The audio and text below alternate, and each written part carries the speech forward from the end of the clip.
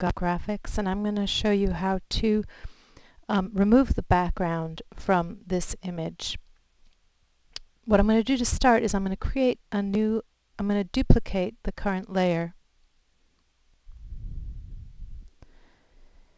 And the reason why I'm doing this is because I want to be able to cut out the background and have it transparent behind it, and you're not able to do that when you're working with the locked background layer. So I'm going to deactivate the background layer that was the bottle, and I'm going to be working on this duplicated background layer so that when I cut out the white space, there'll be transparent background underneath.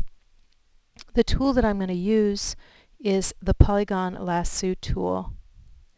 And when I use the polygon lasso tool, I set this feather to be about 2 pixels, and the reason why I do this is so that the edge is nice and soft.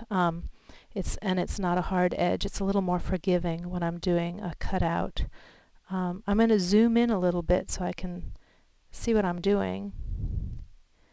And taking this polygon lasso tool, I'm just going to click, and then I'm going to move around it. I'm going to click every time I want to anchor the point down. So I just bring it around and I click.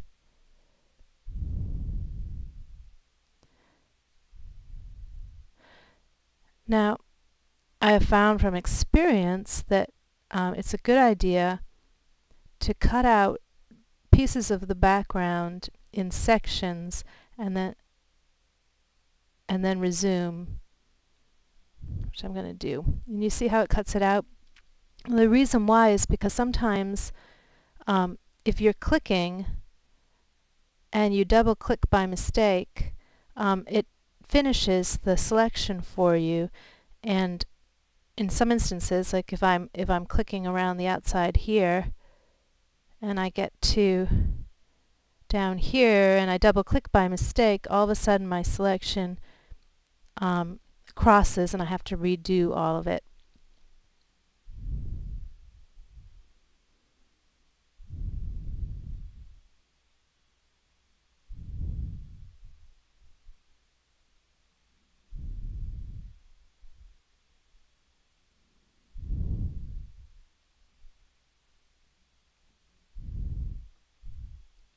Now if I get to an edge and I need to scroll farther, I just move my mouse in the direction that it needs to go, and the picture will automatically scroll over.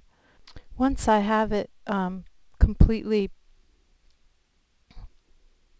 selected around it, then I can zoom out. And the way you zoom out is if you take the zoom tool, you can either change it to zoom out here, or if you have it zoomed in and you push your Option or Alt key, it will zoom out. So if I zoom out, what I can then do is just loosely select around the area that I've already cut out.